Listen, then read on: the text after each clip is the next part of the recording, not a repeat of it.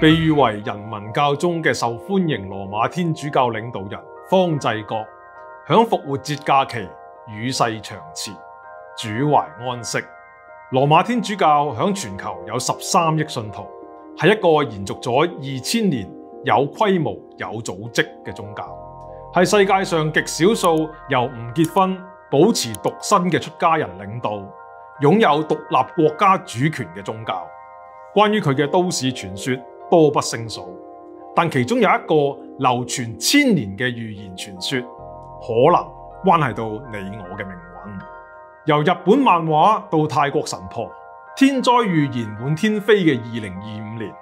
一個嚟自天主教嘅1000年末日預言，可能隨住方濟各教宗嘅死而應驗成真。大家好，歡迎嚟到大話西門，我係西門。今集同大家以電影《教宗選戰》作為切入，同大家傾傾羅馬天主教。雖然我收集嘅係中國傳統民間信仰，但對於其他信仰，尤其係阿伯拉罕一神諸教信仰，都係敬重同欣賞嘅。阿伯拉罕一神諸教信仰包括猶太教、基督宗教同伊斯蘭教，而今日要講嘅羅馬天主教就係基督宗教裏面歷史最耐同最有組織嘅教派。阿伯拉罕一神諸教信仰雖然唔同教派嘅信仰內容有唔同嘅論述，但係佢哋對人類信仰嘅思辨可以話係深刻睿智、鞭辟入裡嘅。今集就先同大家輕鬆咁傾下羅馬天主教嘅選舉機制同相關嘅都市傳說，最後會同大家講下今次教宗之死可能應驗嘅1000年末日預言。先講講《教宗選戰》呢套戲，佢係一套2024年上映嘅電影。呢套戲描述一場羅馬天主教教宗選舉嘅明爭暗鬥，慨嘆就算喺宗教組織裏邊，個人都由善心出發，都難免會因為唔同人有唔同嘅信仰理念，引發無奈而激烈嘅政治鬥爭。部戲好細緻咁還原咗教宗選舉神秘而又莊嚴嘅過程。男主角喺選舉期間有一段演說，更講出咗跨越個別宗教嘅人類信仰根本。呢個信仰根本，我會喺另一集同大家去分享。今集就集中翻響個選舉度先。教宗選舉正式全名叫做教宗選舉秘密會議，係羅馬天主教教會最重要同最神聖嘅儀式之一。教宗被視為聖伯多祿嘅繼承人。聖伯多祿係耶穌12門徒裏面嘅大師兄，係佢創立咗羅馬天主教教會。響天主教信仰裏邊，教宗係人間最高嘅領袖，領導全球13億天主教徒嘅信仰同方向。選舉新教宗嘅過程係極其莊嚴同神秘嘅。選舉期間，擁有投票權嘅教會高層會喺有500年歷史嘅羅馬瑞士僱傭兵守衛之下，響一個完全與世隔絕嘅環境之中作出選舉投票。呢種隔離嘅選舉傳統源自800年前教宗額我略十世嘅規定。當時為咗避免政治干預同加快選舉進程，教會高層被鎖喺特定嘅建築物裏邊，直到選出新教宗為止。呢啲有投票權嘅教會高層，其實都係啱啱低教宗一級，擁有樞機頭銜嘅主教。樞機頭銜係由歷代教宗去冊封，負責協助教宗處理整個天主教教會嘅事務。天主教裏面大部分重要嘅決策都由呢班樞機主教同教宗共同商議達成嘅。而樞機主教擁有選教宗嘅投票權，就係喺大約1000年前嘅1059年開始。到咗1970年，教宗若望保祿2世為咗增加教會活力，避免教會同時代過分脫節，就加咗一項新嘅限制，就係只有80歲以下嘅樞機主教先至有投票權。咁邊啲人先可以被選為教宗呢？出乎大家意料之外啊！理論上只要係男性就可以啦，就算未受洗、未成為普通教徒都得。雖然喺現實裏邊，教宗通常由樞機當選，但天主教教會嘅明文規範裏邊咧，就並冇硬性規定教宗必須係樞機主教或者係神職人員。而喺歷史裏邊，真係有唔係神職人員嘅人當選過教宗噃。例如喺距今大約1600年前嘅公元440年當選嘅教宗里奧一世，當選嘅時候咧，只係普通教徒；而喺公元867年咧，當選嘅教宗哈德良二世咧，仲係一個有老婆仔女嘅普通教徒。所以理論上，任何男性只要得到樞機主教響選舉裏邊支持，同埋佢自己願意接受祝聖的話咧，都有機會成為教宗嘅。教宗選舉嘅程序會喺教宗離世或者辭職之後15到20日裏邊舉行。全球80歲以下嘅樞機主教會嚟到梵蒂岡，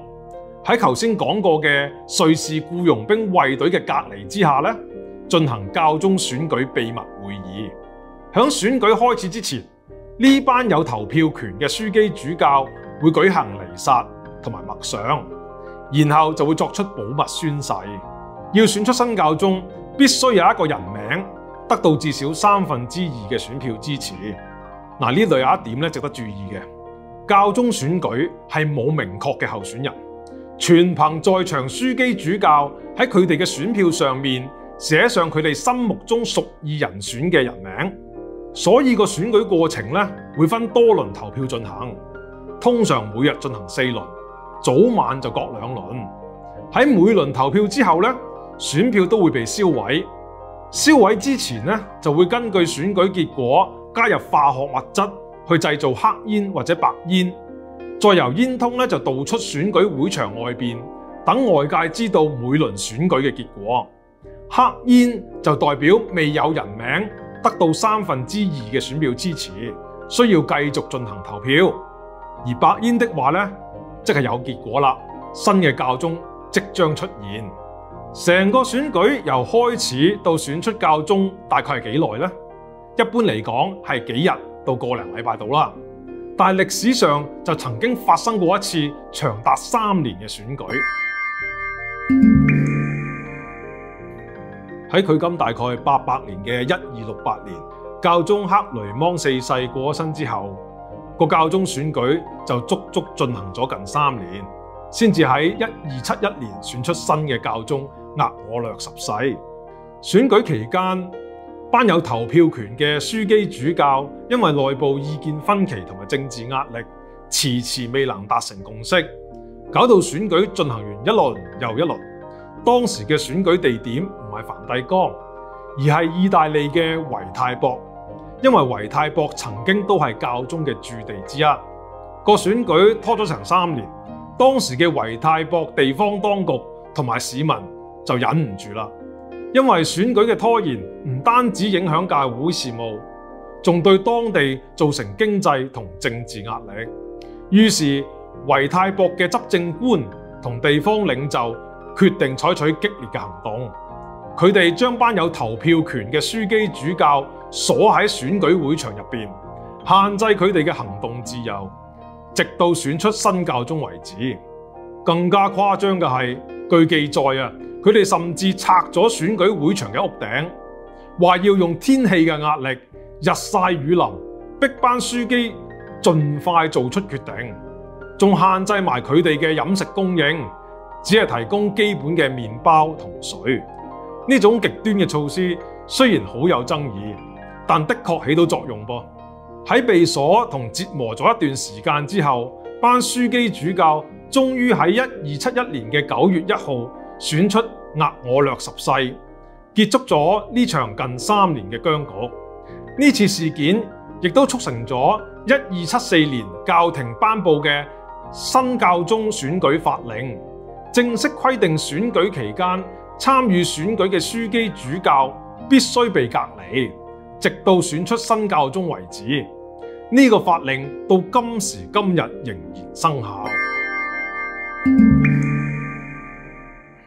電影《教宗選戰》戲入邊去到最後選出咗新嘅教宗之後，當選人就拉埋主角一邊，同主角講佢因為一個難言之隱，可能唔適合當教宗。原來新當選嘅教宗一直以男性身份長大，身體外觀同一般嘅男性係冇分別嘅。但係成年之後，先至因為喺一次盲腸炎手術，發現佢嘅體內原來有一套完整嘅女性生殖器官，先知原來自己係同時擁有男性同女性生殖器官嘅陰陽人，唔係傳統二元性別可以簡單歸類。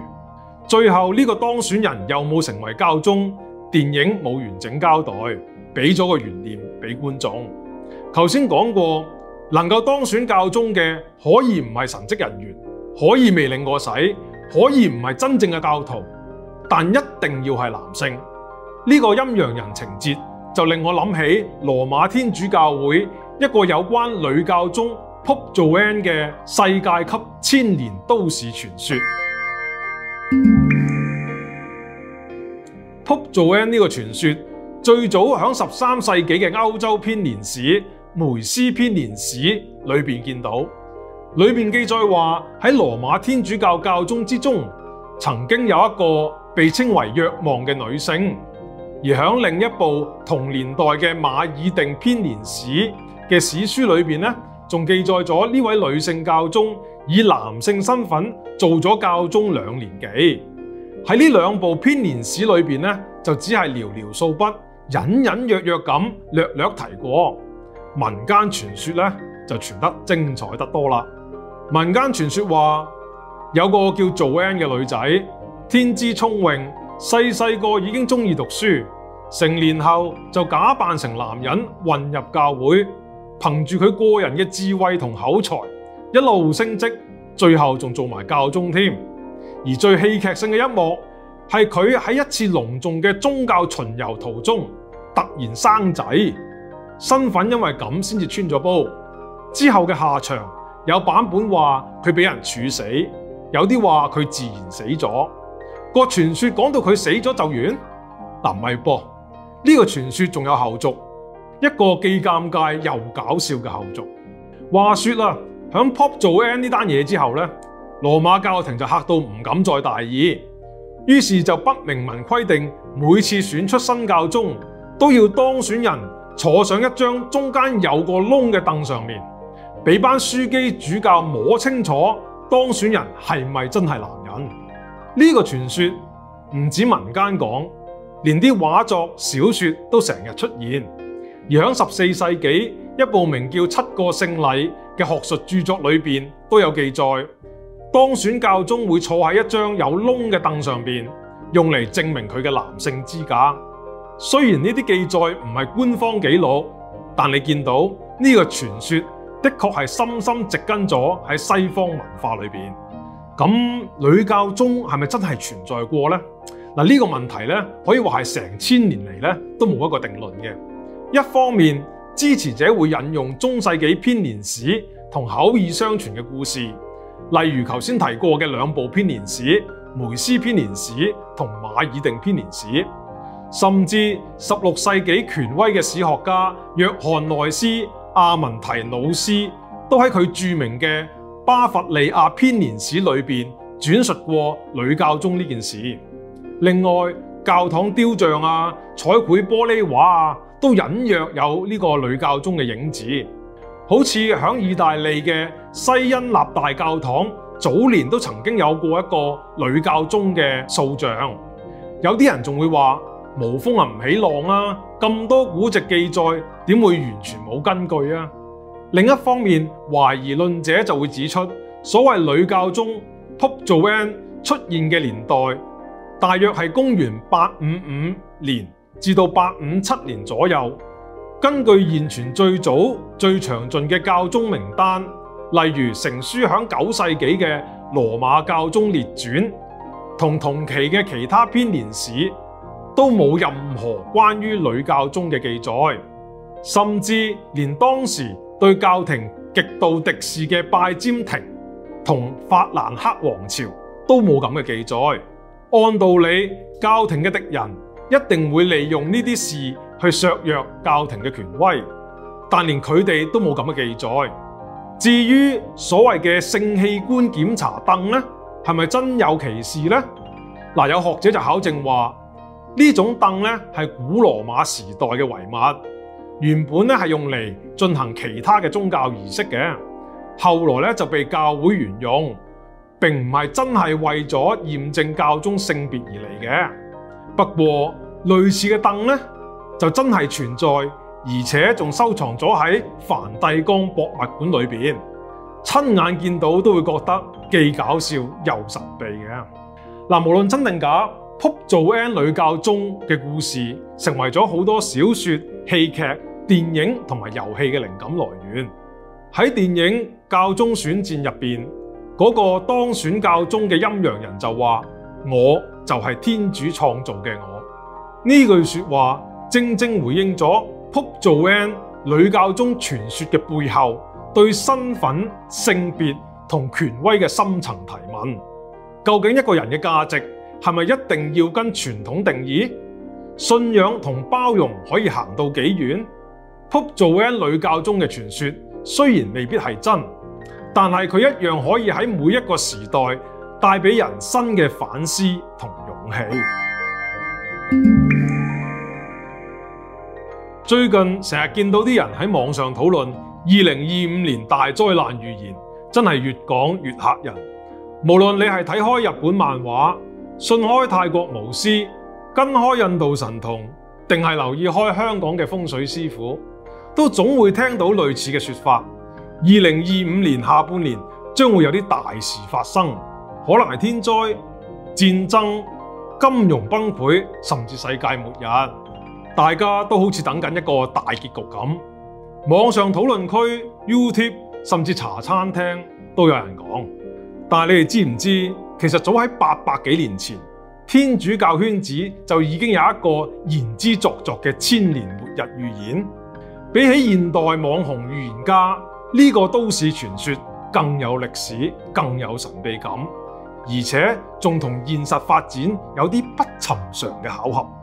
而家就同大家講下呢個嚟自800年前愛爾蘭天才主教聖馬拉基所講嘅教宗預言。話說12世紀嗰陣，愛爾蘭有個大主教叫聖馬拉基，佢25歲就做神父，30歲就做主教。據講佢有一次去羅馬朝聖嗰陣，突然有強烈嘅超感官靈異感受到響世界末日前每一位教宗嘅命運。咁返到愛爾蘭之後呢，佢就寫咗一份神秘嘅預言，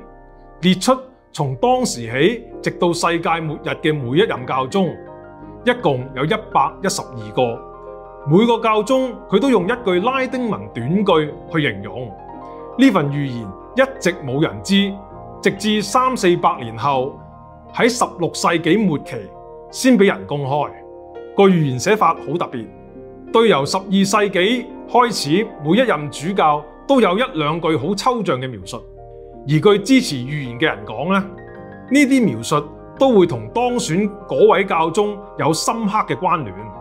好似預言用台伯河上的城堡去描述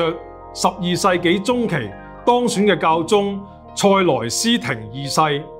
預言同呢位教宗嘅關聯就係，原來呢位教宗嘅原名叫做卡斯泰洛。卡斯泰洛響意大利語有城堡嘅意思。仲有就係呢位教宗係響意大利嘅台伯河附近長大嘅。舉多個近期啲嘅例子啊，就係前任嘅教宗，即係2013年辭職嗰位本篤十六世。預言裏邊咧就用咗橄欖樹榮耀去描述佢。呢個描述就同佢嘅出身有關。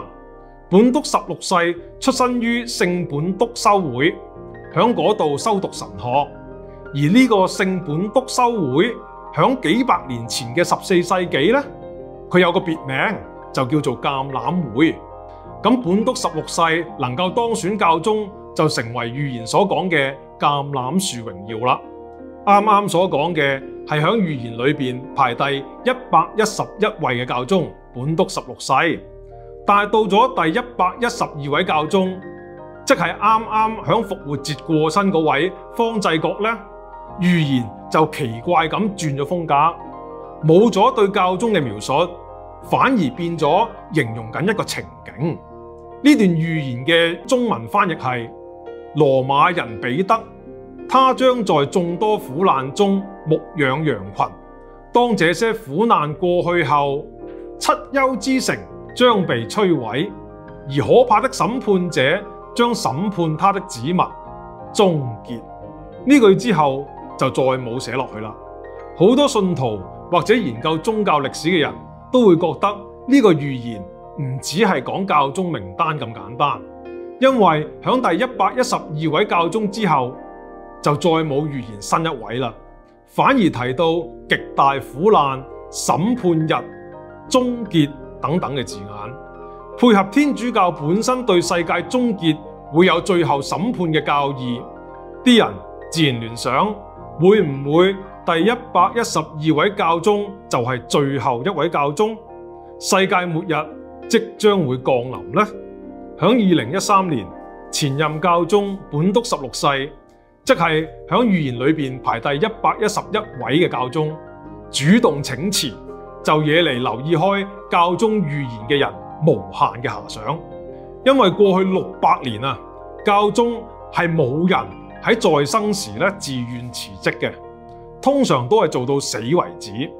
而突然之間，本篤十六世話自己身體唔掂，要讓位俾第112任教宗方濟各，呢個千年預言就即刻翻 hit。有啲傳言仲言之鑿鑿咁話，本篤十六世辭職係受天使嘅命令而嚟，因為世界末日真係要到。而家第112任教宗方濟各響復活節過身，就更加會令人諗，會唔會係有特別嘅含義？而呢個千年末日預言就再次成為全世界唔同人茶餘飯後嘅話題啦。嗱，咁呢個所謂嘅教宗預言可唔可信呢？支持者就話預言裏邊好多嘅描述咧，都好貼近教宗嘅背景嘅。例如頭先講過嘅12世紀教宗塞內斯廷二世，預言裏邊話台伯河上的城堡真係同佢本名同埋佢嘅成長地方直接相關。歷代教宗同預言裏邊嘅描述嘅對照，大部分都係可以聯繫到嘅。仲有就係預言係由羅馬天主教教會嘅主教聖馬拉基所寫，呢位主教死咗之後，仲被教廷封為聖人。羅馬天主教會官方雖然冇承認呢個預言係真，但又從來冇公開否認過。教廷呢個曖昧態度就令到預言更加疑幻似真。而反對者方面，佢哋就引用多位學者指出，呢份所謂預言聲稱係喺12世紀嘅時候所寫，但就喺400幾年後嘅16世紀末期先至突然為人所知，就懷疑呢份預言其實係16世紀嘅人偽託聖人聖馬拉基寫嘅。反對者指出初期嘅預言明確直接，但之後嘅預言就越嚟越牽強，好似頭先所講12世紀嘅教宗預言可以直接同佢嘅本名同成長直接拉上關係，但到咗後期就好似本篤十六世嗰個預言，對佢嘅描述就要追到佢所屬嘅神學院600幾年前嘅別名，先至勉強扯得上關係。所以反對者就話預言根本就係偽作，係16世紀嗰陣嘅騙子根據16世紀前已發生嘅歷史去寫，令到預言對16世紀前發生嘅事描述得好準好直接，之後嘅就越嚟越牽強模糊。聖馬拉基呢個千年預言係真定假，相信好快就有分曉。等新一任教宗選出，即係有第113任教宗，個預言就會正式宣布失效。但係如果係真的話，希望世界末日大審判之後仍然有 YouTube， 大話西門可以繼續做，咁我就可以同大家分享下我嘅審判結果。咁今集同大家介紹咗羅馬天主教嘅教宗選舉，一個關於女教宗嘅世界級都市傳說，同埋即將有分曉嘅千年教宗末日預言。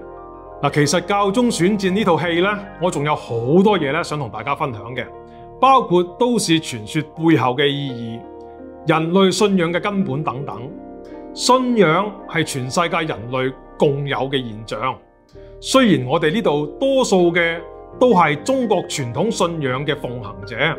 但無可否認，西方宗教對信仰嘅思辨係極其深刻細膩嘅，對所有關注人類信仰嘅人嚟講都有重要嘅參考價值。正如我哋孔夫子嘅《論語》裏面講啊，君子務本，本立而道生。意思係做人處事最緊要揾到根本，經營根本，咁行咩路都可以順利自然。信仰對唔同文化、唔同時代嘅人嚟講都係一種本。透過了解信仰嘅根本，我哋各自嘅信仰道路就會更加好行。希望下次有機會，我再同大家一齊探討更多信仰同傳說之間嘅故事。希望令大家嘅信仰生活更加豐盛滿足。大話西門呢個節目而家仲係試水階段，出片未算太穩定，所以真係好需要大家嘅支持同鼓勵。希望你哋可以俾個 like、訂閱呢個 channel， 仲有分享去俾朋友睇。你哋有咩感受或者諗法都可以留言俾我哋知，大家齊齊傾下交流下。希望繼續能夠喺呢度同大家以更多唔同嘅思考角度去探索人類信仰文化嘅奇之妙信。今集到呢度，拜拜。